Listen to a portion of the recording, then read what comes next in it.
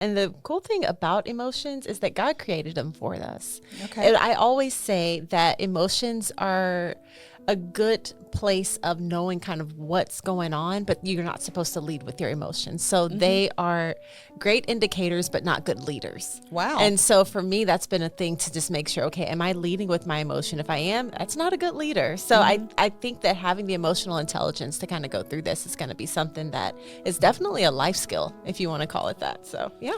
Well, so did Jesus have emotions? Of course.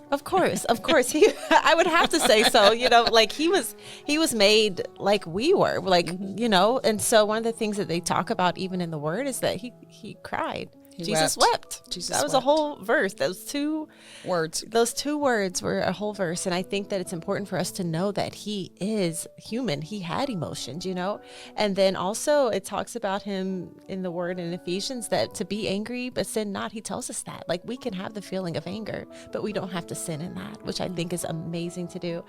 And then also too, he's close to the brokenhearted.